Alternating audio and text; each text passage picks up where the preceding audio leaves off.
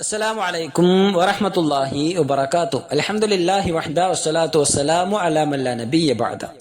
റഹീഖുൽ ഖുർആനിന്റെ 4-ാമത്തെ സെഷനിലെ 19-ാമത്തെ ക്ലാസ്സിൽ സൂറത്തുൽ ദുഹായിലെ 6 മുതൽ 11 വരെയുള്ള ആയത്തുകളാണ് നാം പഠിക്കുന്നത്.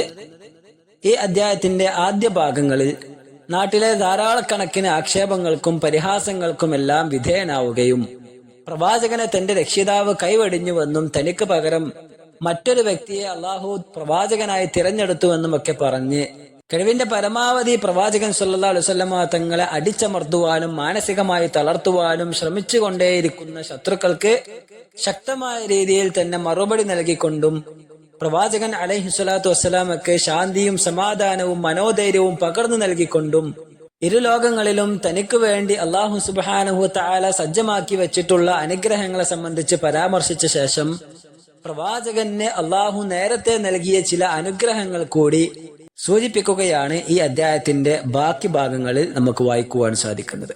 6-ാമത്തെ വചനത്തിലേക്ക് കടക്കാം. അഊദു ബില്ലാഹി മിനശ് ശൈത്വാനിർ റജീം. അലം യജിദ്ക യതീമൻ ഫആവ. അവൻ നിന്നെ ഒരു അനാഥനായി കണ്ടെത്തുകയും എന്നിട്ട് നിനക്ക് ആശ്രയം നൽകുകയും ചെയ്തില്ലേ? അലം യജിദ്ക, അവൻ നിന്നെ കണ്ടെത്തിയില്ലയോ? യതീമൻ, അനാഥനായിക്കൊണ്ട്, ഫആവ, അങ്ങനെ ആശ്രയം നൽകുകയും ചെയ്തില്ലേ? 7-ാമത്തെ ആയത്ത് വവജദക ളാല്ലൻ ഫഹദ. അങ്ങനെ അവൻ നിന്നെ വഴി അറിയാത്തവനായി കണ്ടെത്തുകയും എന്നിട്ട് നിനക്ക് മാർഗദർശനം നൽകുകയും ചെയ്തിരിക്കുന്നു. വവജദക, അവൻ നിന്നെ കണ്ടെത്തിയിരിക്കുന്നു, ളാല്ലൻ, വഴി അറിയാത്തവനായിക്കൊണ്ട്, വഴി നഷ്ടപ്പെട്ടവനായിക്കൊണ്ട്. അങ്ങനെ ഫഹദ, എന്നിട്ട് നിനക്ക് മാർഗദർശനം അവൻ നൽകുകയും ചെയ്തിരിക്കുന്നു. 8-ാമത്തെ വചനം വവജദക ആയിലൻ ഫഅഗ്ന. നിന്നെ അവൻ ദരിദ്രനായി കണ്ടെത്തുകയും എന്നിട്ട് അവൻ ഐശ്വര്യം നൽകുകയും ചെയ്തിരിക്കുന്നു. വവജദക, അവൻ നിന്നെ കണ്ടെത്തുകയും ചെയ്തിരിക്കുന്നു, ആയിലൻ, ദരിദ്രനായിക്കൊണ്ട്, കഴിവില്ലാത്തവനായിക്കൊണ്ട്, ഫഅഗ്ന, അങ്ങനെ നിനക്ക് അവൻ ഐശ്വര്യം നൽകുകയും ചെയ്തിരിക്കുന്നു. പ്രവാചകൻ സല്ലല്ലാഹു അലൈഹി വസല്ലമ തങ്ങളുടെ ഭൂതകാലത്തുള്ള പ്രധാനപ്പെട്ട 3 കാര്യങ്ങളാണ് ഈ 3 വചനങ്ങളിലായിക്കൊണ്ട് അല്ലാഹു സുബ്ഹാനഹു തആല എടുത്തു പറഞ്ഞിട്ടുള്ളത്. ഒന്നാമത്തേത് അനാഥത്വമാണ്, 2-ാമത്തേത് മാർഗദർശനമാണ്, 3-ാമത്തേത് ദാരിദ്ര്യമാണ്. ചെറിയ രീതിയിലൊന്ന് നമുക്ക് വിശദീകരിക്കാം. അഥവാ മുഹമ്മദ് നബി കരീം സല്ലല്ലാഹു അലൈഹി വസല്ലമ തങ്ങളുടെ ജനനത്തിന് മുമ്പ് തന്നെ റസൂലിന്റെ പിതാവ് മരണപ്പെട്ടിരുന്നു.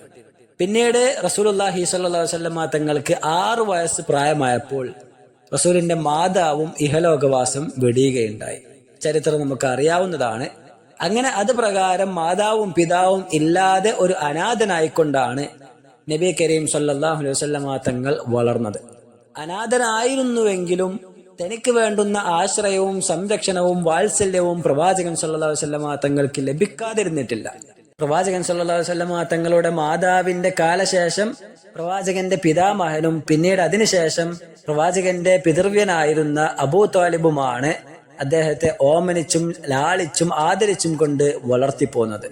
മുഹമ്മദ് നബിക്ക് 40-ാം വയസ്സിൽ പ്രവാചകത്വം ലഭിച്ചപ്പോഴും തന്റെ ആദർശങ്ങൾക്കും ആശയങ്ങൾക്കും എതിരെ പ്രവാചകൻ സല്ലല്ലാഹു അലൈഹി വസല്ലമ തങ്ങൾ ശബ്ദിച്ചപ്പോഴും തന്റെ കുടുംബാംഗങ്ങൾക്കും തന്റെ നാട്ടുകാർക്കും എല്ലാവരുടെയും ആശയങ്ങൾക്കെതിരെ പ്രവാചകൻ സല്ലല്ലാഹു അലൈഹി വസല്ലമ തങ്ങൾ പ്രബോധന മേഖലയിലേക്ക് ഇറങ്ങിത്തിരിച്ചപ്പോഴും ലാ ഇലാഹ ഇല്ലല്ലാഹ് പറഞ്ഞപ്പോഴും എല്ലാം ആ വാത്സല്യത്തിൽ കുറവ് കാണിക്കുവാൻ അബൂ ത്വാലിബ് ഒരിക്കലും തന്നെ തയ്യാറായിരുന്നില്ല എന്നതാണ്. അബൂ ത്വാലിബ് തന്റെ ആദർശവും വിശ്വാസവും ഉപേക്ഷിച്ച് പ്രവാചകനിൽ വിശ്വസിക്കുവാനും സന്മാർഗം പിൻപറ്റുവാനും തന്റെ ആദർശം ഒഴിവാക്കുവാനും ഒന്നും തയ്യാറായിരുന്നില്ല എങ്കിലും വളരെയേറെ സ്നേഹത്തോടെയും വാത്സല്യത്തോടെയും പെരുമാറുവാനും ശത്രുക്കളുടെ അക്രമമർദ്ദനങ്ങളെ നേരിട്ടുകൊണ്ട് തന്റെ മരണം വരെ പ്രവാചകൻ സല്ലല്ലാഹു അലൈഹി വസല്ലമ തങ്ങൾക്കൊരു സംരക്ഷണ കവചം തീർക്കുവാനും അദ്ദേഹം ഏറെ പ്രയത്നിച്ചിട്ടുണ്ടായിരുന്നു.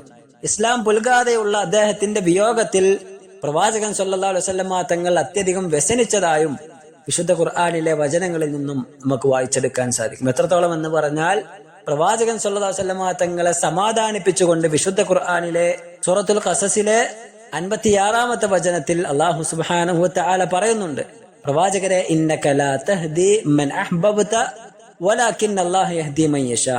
താങ്കൾ ഉദ്ദേശിക്കുന്ന ആളുകളെ താങ്കൾക്ക് ഹിദായത്തിലാക്കുവാൻ സാധിക്കുകയില്ല, താങ്കൾക്ക് സന്മാർഗത്തിലാക്കുവാൻ കഴിയുകയില്ല. എന്നാൽ അള്ളാഹു ഉദ്ദേശിക്കുന്ന ആളുകളെ മാത്രമാണ് അല്ലാഹു സുബ്ഹാനഹു തആല സന്മാർഗത്തിലാക്കുന്നത് എന്നാണ്. ഇപ്രകാരം പ്രവാചകന്റെ ചെറുപ്പം മുതലുള്ള എല്ലാ ഘട്ടങ്ങളിലും അള്ളാഹുവിന്റെ അപാരമായ കാരുണ്യം വർഷിക്കപ്പെട്ടിട്ടുള്ളതായി കാണുവാൻ സാധിക്കും. താങ്ങും തണലുമായിരുന്ന തന്റെ പിതൃവ്യനായ അബൂ ത്വാലിബിന്റെ കാലശേഷം പിന്നീട് മദീന നിവാസികൾ പ്രവാചകരെ സ്വന്തം കുടുംബാംഗത്തെ പോലെ സഹായിച്ചു കൊള്ളാമെന്ന് ഉടമ്പടി ചെയ്യുന്നതായി ചരിത്രത്തിൽ നിന്നും വായിച്ചെടുക്കുവാൻ സാധിക്കും. ഈ രീതിയിൽ പ്രവാചകന്റെ ജീവിതം പരിപൂർണമായും അല്ലാഹു സുബ്ഹാനഹു തആല സംരക്ഷിക്കുകയും പ്രവാചകത്വത്തിനു മുമ്പും തോന്നിവാസങ്ങളിൽ നിന്നും തെമ്മാടിത്തരങ്ങളിൽ നിന്നും മ്ലേച്ഛതകളിൽ നിന്നും പ്രവാചകരെ അല്ലാഹു സുബ്ഹാനഹു തആല തടയുകയും ചെയ്തിട്ടുണ്ട്.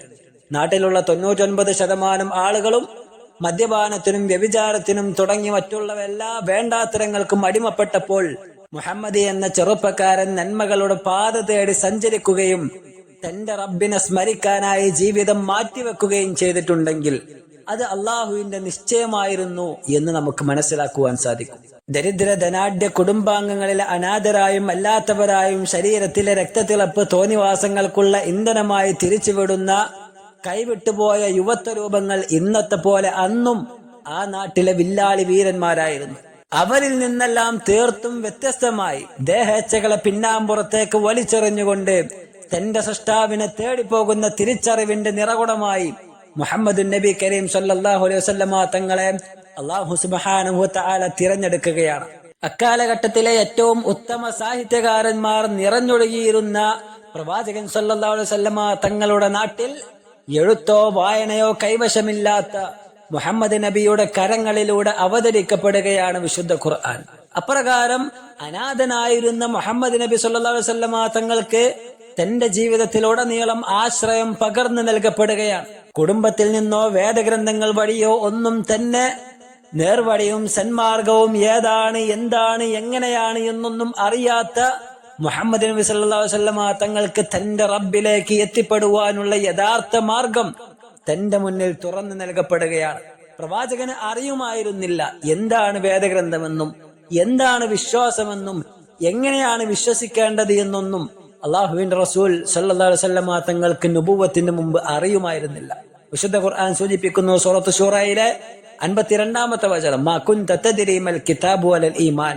പ്രവാചകരെ താങ്കൾക്ക് അറിയുമായിരുന്നില്ല എന്താണ് കിതാബെന്നും എന്താണ് വേദഗ്രന്ഥമെന്നും എന്താണ് ഈമാൻ വിശ്വാസമെന്നും താങ്കൾക്ക് അറിയുമായിരുന്നില്ല എന്ന്. എന്നിട്ട് ലോകത്തെ തന്നെ ഏറ്റവും ഉത്തമമായ വേദഗ്രന്ഥം അല്ലാഹു സുബ്ഹാനഹു തആല ആ പ്രവാചകന് അവതരിപ്പിക്കുകയാണ്. ലോക ജനങ്ങളിൽ ഏറ്റവും ഉത്തമനായി മുഹമ്മദ് നബിയെ അല്ലാഹു സുബ്ഹാനഹു തആല തിരഞ്ഞെടുക്കുകയും ചെയ്യുകയാണ്. അതുപോലെ തന്നെ അന്യരെ ആശ്രയിച്ചു കഴിയുമാറുള്ള പടുദാരിദ്ര്യാവസ്ഥ റസൂൽ കരീം സല്ലല്ലാഹു അലൈഹി വസല്ലമ തങ്ങളുടെ ജീവിതത്തിൽ നിന്നും അല്ലാഹു സുബ്ഹാനഹു തആല നീക്കിക്കളയുകയും ചെയ്തു. പരാശ്രയം കൂടാതെ ധന്യനായി കഴിഞ്ഞുകൂടുവാൻ മാത്രമുള്ള നില അല്ലാഹു സുബ്ഹാനഹു തആല പ്രവാചകർക്ക് നൽകുകയും ചെയ്തു. അതിനർത്ഥം നബി കരീം സല്ലല്ലാഹു അലൈഹി വസല്ലമ തങ്ങൾ ഒരു കോടീശ്വരനായിരുന്നുവെന്നോ ഒരു ലക്ഷപ്രഭുവായിരുന്നുവെന്നോ ഒന്നും തന്നെ അല്ല. മറിച്ച് കടബാധ്യതകളില്ലാതെ സമാധാനത്തോടുകൂടി ഐശ്വര്യത്തോടുകൂടി മനസംതൃപ്തിയോടുകൂടി കഴിഞ്ഞുകൂടുവാനുള്ള വക അല്ലാഹു സുബ്ഹാനഹു തആല സജ്ജമാക്കി കൊടുത്തു എന്നതാണ്. പിതാവിൽ നിന്നോ തന്റെ കുടുംബ സ്വത്തിൽ നിന്നോ അനന്തരമായി ഒന്നും ഉണ്ടായിരുന്നില്ല എങ്കിലും മറ്റു വ്യത്യസ്ത രീതികളിലൂടെ അല്ലാഹു സുബ്ഹാനഹു തആല പ്രവാചകർക്ക് ധന്യതയും ഐശ്വര്യവും നൽകിയെന്നാണ്. സ്വപത്നിയായ ഖദീജ റളിയല്ലാഹു തആല അൻഹ തന്റെ സ്വത്ത് കൊണ്ട് പ്രവാചകരെ സഹായിച്ചതും പിന്നീട് യുദ്ധങ്ങളിൽ നിന്ന് ലഭിക്കുന്ന ഗനീമത്ത് സ്വത്തുക്കളിൽ നിന്നും നിയമാനുസൃതമുള്ള ഒരു പങ്കും പ്രവാചകർക്ക് ലഭിച്ചതും ഇതെല്ലാം ഇതിന് ഉദാഹരണങ്ങളാണ്. അതിനെല്ലാം അപ്പുറം കിട്ടിയവയിൽ സംതൃപ്തി അടയുവാനുള്ള ഒരു മനസ്സുണ്ടായിരിക്കുക എന്നത് അതിപ്രധാനം തന്നെയാണ്. അബൂ ഹുറൈറ റളിയല്ലാഹു തആല അൻഹു ഉദ്ധരിക്കുന്ന ഹദീസിൽ പ്രവാചകൻ സല്ലല്ലാഹു അലൈഹി വസല്ലമ തങ്ങൾ പറയുന്നുണ്ട്, ലൈസൽ ഗിന അൻ കസ്റത്തിൽ അറദ്. ധന്യത എന്ന് പറയുന്നത് ധാരാളക്കണക്കിന് വിഭവങ്ങൾ ഉണ്ടാകലല്ല, മറിച്ച് വലാകിന്നൽ ഗിന ഗിനൻ നഫ്സ്, മനസംതൃപ്തി ഉണ്ടാകുക എന്നതാണ്. കിട്ടിയത് കൊണ്ട് തൃപ്തിപ്പെടാൻ കഴിയുക എന്നതാണ് ഏറ്റവും വലിയ ധന്യത. അതാകുന്നു ഏറ്റവും വലിയ ഐശ്വര്യമെന്ന് പഠിപ്പിച്ച മുഹമ്മദ് നബി കരീം സല്ലല്ലാഹു അലൈഹി വസല്ലമ തങ്ങളുടെ ആശയം അത് വളരെ വലുതായിരുന്നു എന്ന് നമുക്ക് മനസ്സിലാക്കുവാൻ സാധിക്കും. ഭൗതിക ലോകത്തെ ജീവിതത്തിൽ പ്രവാചകൻ സല്ലല്ലാഹു അലൈഹി വസല്ലമ തങ്ങൾ സാമ്പത്തികപരവും അധികാരപരവുമായ വിശാലത ഒന്നും തന്നെ ആഗ്രഹിച്ചതായി ചരിത്രം പഠിക്കുമ്പോൾ നമുക്ക് കാണുവാൻ സാധിക്കുകയില്ല. എന്നാൽ റസൂലുള്ളാഹി സ്വല്ലല്ലാഹു അലൈഹി വസല്ലമ തങ്ങൾക്ക് അതിനുള്ള മാർഗങ്ങൾ മുന്നിൽ ഉണ്ടായിരുന്നില്ല എന്ന് പറയുവാനും കഴിയില്ല.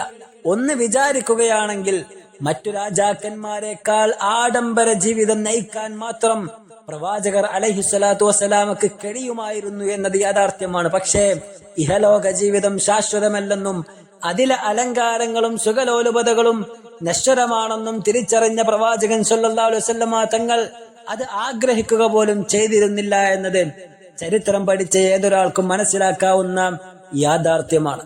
അതിനാൽ തന്നെ ഉള്ളതുകൊണ്ട് തൃപ്തിപ്പെട്ട് ജീവിക്കുവാനും മനസംതൃപ്തിയോടുകൂടി ജീവിതം നയിക്കാനും പ്രവാചകർക്ക് നൽകപ്പെട്ട കഴിവ് അള്ളാഹുവിന്റെ അതിമഹത്തായ അനുഗ്രഹം തന്നെയാണ്. അതാണ് പ്രവാചകൻ സല്ലല്ലാഹു അലൈഹി വസല്ലമ തങ്ങൾ പറഞ്ഞത്, ഖദ് അഫ്ലഹ മൻ അസ്ലം വറുസിക കഫാഫ വഖന്നഅ അല്ലാഹു ബിമാ ആതാഹ്. ശരിയായ ഇസ്ലാം പുൽകിയവൻ വിജയിച്ചിരിക്കുന്നു. അതേപോലെ തന്നെ മതിയായ രീതിയിൽ ഉപജീവനം നൽകപ്പെടുകയും കിട്ടിയതിൽ സംതൃപ്തി അടയുകയും ചെയ്തവനും വിജയിച്ചിരിക്കുന്നുവെന്ന് അള്ളാഹുവിന്റെ റസൂൽ സല്ലല്ലാഹു അലൈഹി വസല്ലമ തങ്ങൾ പറഞ്ഞത് ഏറെ ശ്രദ്ധേയമാണ്. ഇപ്രകാരം പ്രവാചകർക്ക് ചെയ്തു കൊടുത്ത ഏറ്റവും പ്രധാനമായ 3 അനുഗ്രഹങ്ങളാണ് സൂറത്തുൽ ദുഹായിലെ 6, 7, 8 വചനങ്ങളിലൂടെ വായിച്ചെടുക്കുവാൻ നമുക്ക് സാധിക്കുന്നത്. അലം യജിദക യതീമൻ ഫആവ. അവൻ നിന്നെ ഒരു അനാഥനായി കണ്ടെത്തുകയും എന്നിട്ട് നിനക്ക് ആശ്രയം നൽകുകയും ചെയ്തില്ലേ. വവജദക ദാല്ലൻ ഫഹദ. അവൻ നിന്നെ വഴിയറിയാത്തവനായി കണ്ടെത്തുകയും എന്നിട്ട് നിനക്ക് മാർഗദർശനം നൽകുകയും ചെയ്തില്ലേ. വവജദക ആയിലൻ ഫഅഗ്ന. നിന്നെ അവൻ ദരിദ്രനായി കണ്ടെത്തുകയും എന്നിട്ട് അവൻ ഐശ്വര്യം നൽകുകയും ചെയ്തില്ലേ എന്ന് പറഞ്ഞ ഈ 3 കാര്യങ്ങൾ അത് അല്ലാഹു സുബ്ഹാനഹു വ തആല പ്രവാചകർക്ക് നൽകിയ അതിമഹത്തായ അനുഗ്രഹങ്ങളുടെ കൂട്ടത്തിൽപ്പെട്ടതാണ്. എന്നിട്ട് അതിനുശേഷം പ്രവാചകരോടായിക്കൊണ്ട് അല്ലാഹു സുബ്ഹാനഹു വ തആല 2-3 നിർദ്ദേശങ്ങൾ കൂടി ശേഷമുള്ള 3 വചനങ്ങളിൽ നൽകുന്നതായി കാണുവാൻ സാധിക്കും. 9-ാമത്തെ വചനം, ഫഅമ്മൽ യതീമ ഫലാ തഖ്ഹർ. എന്നിരിക്കെ അനാഥയെ നീ അടിച്ചമർത്തരുത്. അഥവാ നേരത്തെ പറഞ്ഞ എല്ലാവിധ അനുഗ്രഹങ്ങളും അല്ലാഹു സുബ്ഹാനഹു വ തആല താങ്കൾക്ക് നൽകിയ അനുഗ്രഹങ്ങളാണ്. ആ അനുഗ്രഹങ്ങളൊക്കെ അല്ലാഹു താങ്കൾക്ക് നൽകിയിട്ടുണ്ടല്ലോ. അതിനാൽ തന്നെ അങ്ങനെയൊക്കെയാണ് എന്ന സ്ഥിതിക്ക് യതീമിനെ താങ്കൾ ഒരിക്കലും അടിച്ചമർത്താൻ പാടില്ല എന്നതാണ്. അനാഥകൾക്ക് നൽകേണ്ട പരിഗണന നൽകേണ്ടതുണ്ട്. ഫഅമ്മൽ യതീമ. എന്നാൽ യതീമിനെ ഫലാ തഖ്ഹർ, താങ്കൾ അടിച്ചമർത്താൻ പാടില്ല എന്നാണ്. 2-ാമത്തെ നിർദ്ദേശമായി കൊണ്ട് 10-ാമത്തെ വചനത്തിൽ പറയുന്നു, വഅമ്മസ്സായില ഫലാ തൻഹർ.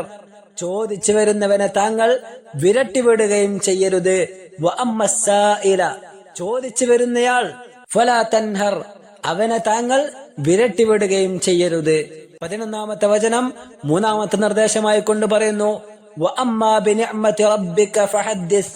താങ്കളുടെ രക്ഷിതാവിന്റെ അനുഗ്രഹത്തെ സംബന്ധിച്ച് താങ്കൾ സംസാരിക്കുകയും ചെയ്യുക. വഅമ്മ, എന്നാൽ ബിനിഅ്മതി റബ്ബിക, താങ്കളുടെ റബ്ബിന്റെ അനുഗ്രഹത്തെ കുറിച്ച് ഫഹദ്ദിസ്, താങ്കൾ സംസാരിക്കുകയും ചെയ്യുക. ഈ 3 വചനങ്ങളിലായിക്കൊണ്ട് അല്ലാഹു സുബ്ഹാനഹു വ തആല പരാമർശിച്ച 3 ഉപദേശങ്ങൾ ഏറെ ശ്രദ്ധേയമാണ്. ചെറിയ രീതിയിൽ നമുക്കൊന്ന് വിശദീകരിക്കാം. 1-ാമതായി കൊണ്ട് പറഞ്ഞത് ഫഅമ്മൽ യതീമ ഫലാ തഖ്ഹർ. പ്രവാചകരെ, താങ്കൾ അനാഥയെ അടിച്ചമർത്തരുത് എന്നാണ്. അഥവാ പിതാവ് മരണപ്പെടുകയും പ്രായപൂർത്തിയെത്താതിരിക്കുകയും ചെയ്ത അനാഥക്കുട്ടിയെ അടിച്ചമർത്തരുത് എന്നതാണ് പറഞ്ഞതിന്റെ താല്പര്യം. അഥവാ ഇസ്ലാം ഒരുപാട് പരിഗണന നൽകിയ വിഭാഗമാണ് അനാഥകൾ. മാതാപിതാക്കളില്ലാത്ത, പിതാവില്ലാത്ത ഒരു കുട്ടി എന്ന് പറഞ്ഞാൽ, പ്രായപൂർത്തിയെത്താത്ത കുട്ടി എന്ന് പറഞ്ഞാൽ ഇസ്ലാം അവന് ധാരാളം പരിഗണനകൾ നൽകിയിട്ടുണ്ട്. അവരെ ആദരിക്കുകയും പരിഗണിക്കുകയും അവർക്ക് ആശ്രയം നൽകുകയും ചെയ്യുക എന്നത് വിശ്വാസികളുടെ കടമയാണ്. ഇത് ഇസ്ലാമിൽ ഒരുപാട് മഹത്വമുള്ള കാര്യവുമാണ്.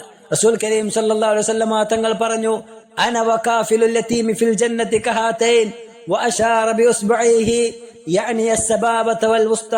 ചൂണ്ടുവിരലും നടുവിരലും ചേർത്ത് പിടിച്ചുകൊണ്ട് ഞാനും യതീമിനെ സംരക്ഷിക്കുന്നവനും സ്വർഗത്തിൽ ഇപ്രകാരമാണ് എന്ന് പറഞ്ഞതായി കൊണ്ട് കാണുവാൻ സാധിക്കും.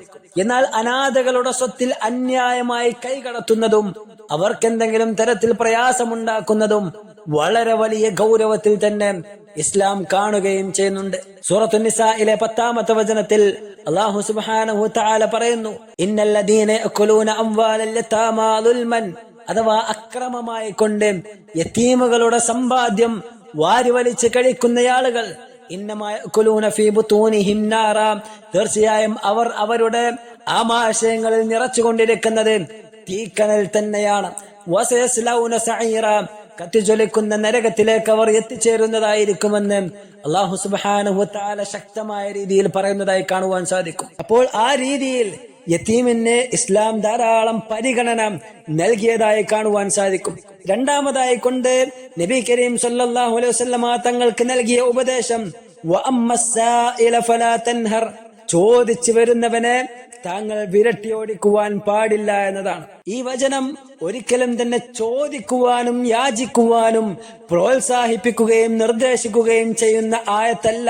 മറിച്ച് യാചന എന്നത് ഒരു നല്ല കാര്യമായി ഒരിക്കലും തന്നെ ഇസ്ലാം പഠിപ്പിക്കുന്നുമില്ല, ഇസ്ലാം അതിനെ പ്രോത്സാഹിപ്പിക്കുന്നുമില്ല. എന്നാൽ അതിനെ നിരുത്സാഹപ്പെടുത്തുന്നതായി ഹദീസുകളിൽ കാണുവാനും സാധിക്കും.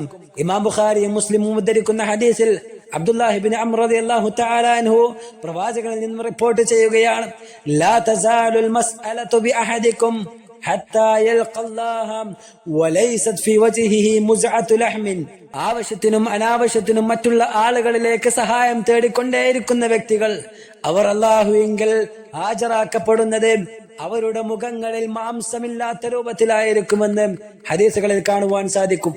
അങ്ങനെയൊക്കെയാണ് എങ്കിലും വല്ല ആവശ്യക്കാരും തങ്ങളുടെ ആവശ്യം പറഞ്ഞുകൊണ്ട് നമുക്ക് മുന്നിൽ വന്നു കഴിഞ്ഞാൽ അവരെ പരിഗണിക്കേണ്ടതുണ്ട് എന്നും ഇസ്ലാം പഠിപ്പിക്കുകയാണ്. അഥവാ ആവശ്യഘട്ടങ്ങളിൽ ചോദിക്കാം, പക്ഷേ അതൊരു ശീലമായിക്കൊണ്ട് അതൊരു ജീവിത മാർഗമായിക്കൊണ്ട് മാറ്റിയെടുക്കുക എന്നത് വളരെ മോശമായുള്ള സ്വഭാവം തന്നെയാണ് എന്നാണ് ഇവിടെ ഓർമ്മപ്പെടുത്തുന്നത്. കൊടുക്കാൻ കഴിവുള്ള ആളുകളാണെങ്കിൽ അവർക്ക് അവരെ സഹായിക്കുകയും ചെയ്യാം, വളരെ മാന്യമായ വാക്കുകളോടെ അവരെ പറഞ്ഞയക്കുകയും അവർ ചെയ്യേണ്ടതുണ്ട്, അവരെ പരിഗണിക്കുകയും ചെയ്യേണ്ടതുണ്ട്. ഇനിയും സാമ്പത്തികമായി കൊടുക്കാൻ ശേഷിയില്ലാത്തവരാണെങ്കിൽ അപ്പോഴും അവർക്ക് മുറിവേൽപ്പിക്കാത്ത വാക്കുകൾ കൊണ്ടും സൗമ്യതയോടെ പെരുമാറുവാൻ വിശ്വാസികൾക്ക് കഴിയേണ്ടതുണ്ട്.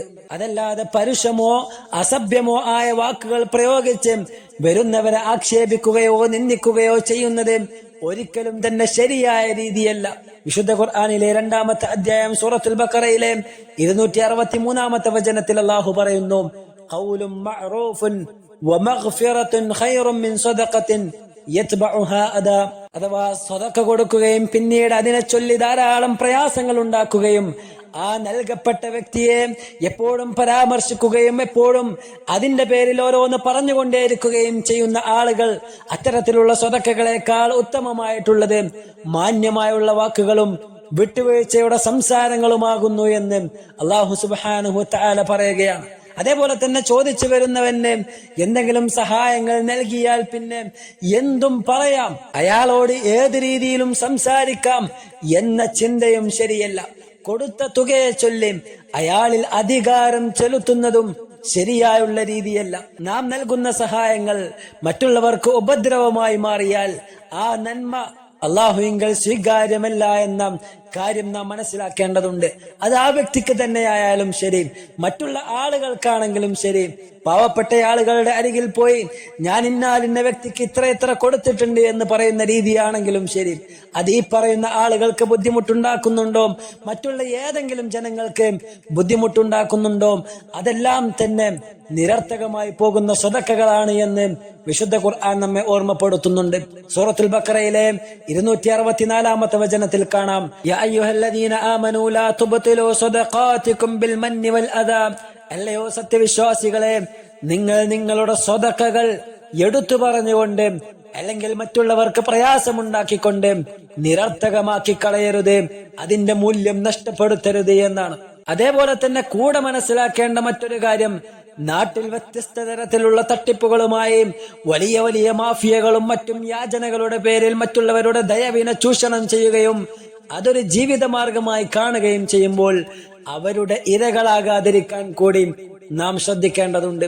ചുരുക്കത്തിൽ ഇവിടെ ദാരിദ്ര്യത്തിന്റെയും അനാഥത്വത്തിന്റെയും അനുഭവങ്ങൾ നേരിട്ടറിഞ്ഞ ആള് എന്ന നിലയ്ക്ക് അനാഥകളുടെയും സഹായം അഭ്യർത്ഥിച്ചു വരുന്ന സാധുക്കളുടെയും സ്ഥിതിഗതികൾ പ്രവാചകൻ സല്ലല്ലാഹു അലൈഹി വസല്ലമ തങ്ങൾക്ക് നല്ലപോലെ അറിയാവുന്നതാണ് എന്ന നിലക്കും അള്ളാഹു തനിക്ക് ചെയ്തു തന്ന അനുഗ്രഹങ്ങൾക്ക് നന്ദി എന്നുള്ള നിലക്കും അവരുടെ കാര്യത്തിൽ പ്രത്യേകം ശ്രദ്ധ ചെലുത്തേണ്ടതുണ്ടെന്നും അവരെ വെറുപ്പിക്കുകയോ അവരോട് അപമര്യാദയായി പെരുമാറുകയോ ചെയ്യരുത് എന്നും അല്ലാഹു സുബ്ഹാനഹു വ തആല പ്രവാചകരെ ഉപദേശിക്കുകയാണ് ഈ 2 വചനങ്ങളിലൂടെ ചെയ്യുന്നത് എന്നാണ്. ഈ വചനങ്ങൾ പ്രവാചകൻ സല്ലല്ലാഹു അലൈഹി വസല്ലമ തങ്ങളെ അഭിമുഖീകരിച്ചു കൊണ്ടുള്ളതാണ് എങ്കിലും വാസ്തവത്തിൽ ഇത് ഓരോ വിശ്വാസിക്കും ബാധകമാണ് എന്നുള്ളതിൽ യാതൊരു സംശയവും ഇല്ല. വീണ്ടും മറ്റൊരു ഉപദേശം കൂടി ശേഷമുള്ള അവസാനത്തെ വചനത്തിൽ അല്ലാഹു സുബ്ഹാനഹു വ തആല പ്രവാചകർക്ക് എല്ലാം അല്ലാഹു സുബ്ഹാനഹു വ തആല മാലോകർക്കായി കൊണ്ട് പഠിപ്പിച്ചു തരുന്നുണ്ട്. വഅമ്മാ ബിനിഅമതി റബ്ബിക ഫഹദ്ദിസ്, നിന്റെ രക്ഷിതാവിന്റെ അനുഗ്രഹത്തെ സംബന്ധിച്ച് നീ സംസാരിക്കുകയും ചെയ്യുക എന്ന ഇതാണ് 3ാമത്തെ ഉപദേശം. അല്ലാഹു നൽകിയ അനുഗ്രഹങ്ങളെ കുറിച്ച് സംസാരിക്കുക എന്നതാണ്. അതായത് അല്ലാഹുവിങ്കിൽ നിന്ന് ലഭിച്ചിട്ടുള്ള അനുഗ്രഹങ്ങളെ മൂടിവെക്കാതെ സന്തോഷം പ്രകടിപ്പിക്കുകയും കൃതജ്ഞതാപൂർവം സ്മരിക്കുകയും സന്ദർഭോചനം പ്രസ്താവിക്കുകയും അതിന്റെ അടയാളങ്ങൾ പുറമെ പ്രകടമായി കാണിക്കുകയും ചെയ്യലാണ് ഇതുകൊണ്ട് അർത്ഥമാക്കപ്പെടുന്നത്. അഥവാ നെഗറ്റീവ് കമന്റുകൾ മാത്രം പറഞ്ഞ് ജീവിതത്തെ അലോസരപ്പെടുത്തുക എന്നത് വിശ്വാസികൾക്ക് യോജിച്ച കാര്യമല്ല എന്നത് ഈ ആയത്തിലൂടെ നമുക്ക് മനസ്സിലാക്കുവാൻ സാധിക്കും. അപ്രകാരം അള്ളാഹു നമുക്ക് നൽകിയ അനുഗ്രഹങ്ങൾക്ക് ഓരോ വിഷയങ്ങളിലും നാം നന്ദി ചെയ്യേണ്ടതുണ്ട്. അവന് ആരാധനകൾ അർപ്പിച്ചുകൊണ്ടും അവന് ദിക്റുകളും ദുആകളും അർപ്പിച്ചുകൊണ്ടും ഭൂമിയിലുള്ളവരോട് കരുണ ചെയ്തുകൊണ്ടും നന്ദിയുള്ള അടിമകളായി മാറുവാൻ വിശ്വാസികൾക്ക് കഴിയേണ്ടതുണ്ട്. അതേപോലെ തന്നെ നൽകപ്പെട്ട അനുഗ്രഹങ്ങൾ മൂടിവെച്ച് ഇല്ലാത്തവരെ പോലെ പിശുക്കി പ്രയാസപ്പെട്ട് ജീവിക്കുക എന്നതും വെറുക്കപ്പെട്ട സ്വഭാവമാണ് എന്ന് ഹദീസുകളിലൂടെ വായിച്ചെടുക്കുവാൻ സാധിക്കും. അതും വിശ്വാസികൾക്ക് യോജിച്ച കാര്യമല്ല. അതേപോലെ തന്നെ ഇവിടെ ശ്രദ്ധിക്കേണ്ട മറ്റൊരു കാര്യം, തനിക്ക് നൽകപ്പെട്ട അനുഗ്രഹങ്ങൾ മറ്റുള്ള ആളുകളോട് പറയുന്നത് മൂലം അവരുടെ മനസ്സിൽ എന്തെങ്കിലും പ്രയാസങ്ങൾ ഉണ്ടാക്കുവാൻ സാധ്യതയുണ്ടെങ്കിൽ അവിടെ മൗനം പാലിക്കുകയാണ് ചെയ്യേണ്ടത് എന്ന് നാം ശ്രദ്ധിക്കേണ്ടതുണ്ട്. അഹങ്കാരവും ധിക്കാരവും പ്രകടിപ്പിക്കുവാനും തന്റെ പണപ്പെരുപ്പം ബോധ്യപ്പെടുത്തുവാനും മറ്റുള്ളവരെ നിസ്സാരവൽക്കരിക്കുവാനും ഒക്കെ വേണ്ടി ഇത്തരത്തിലുള്ള വചനങ്ങളെ ദുർവ്യാഖ്യാനം ചെയ്യുവാൻ ഒരിക്കലും വിശ്വാസി തയ്യാറാകാൻ പാടില്ല. അപ്രകാരം നമ്മുടെ ജീവിതത്തിൽ നാമും ശ്രദ്ധിക്കേണ്ടതായ ഈ 3 ഉപദേശങ്ങൾ എപ്പോഴും ജീവിതത്തിൽ ചേർത്ത് വെക്കുവാൻ നാം പരിശ്രമിക്കുക. കേവലം ഇത് പ്രവാചകർക്ക് മാത്രം ഒതുങ്ങിയതാണ് എന്ന് പറഞ്ഞ് ഈ വചനങ്ങളെ കാണാത്തവരെ പോലെ ജീവിക്കുവാൻ നമുക്ക് അനുവാദമില്ല. മറിച്ച് ഇത് നമ്മോടും കൂടിയുള്ള ഉപദേശമാണ്, നാമും ജീവിതത്തിൽ ശ്രദ്ധിക്കേണ്ട കാര്യങ്ങളാണ് എന്ന് നാം ഓരോരുത്തരും തിരിച്ചറിയുക. അല്ലാഹു സുബ്ഹാനഹു വ തആല അത്തരത്തിൽ കാര്യങ്ങൾ കൃത്യമായി മനസ്സിലാക്കുന്ന യഥാർത്ഥ വിശ്വാസികളുടെ കൂട്ടത്തിൽ നമ്മയെല്ലാം ഉൾപ്പെടുത്തി അനുഗ്രഹിക്കുമാറാകട്ടെ. വസല്ലല്ലാഹു വസല്ലം അലാ നബിയിന മുഹമ്മദ്. അസ്സലാമു അലൈക്കും വറഹ്മത്തുള്ളാഹി വബറകാതുഹു.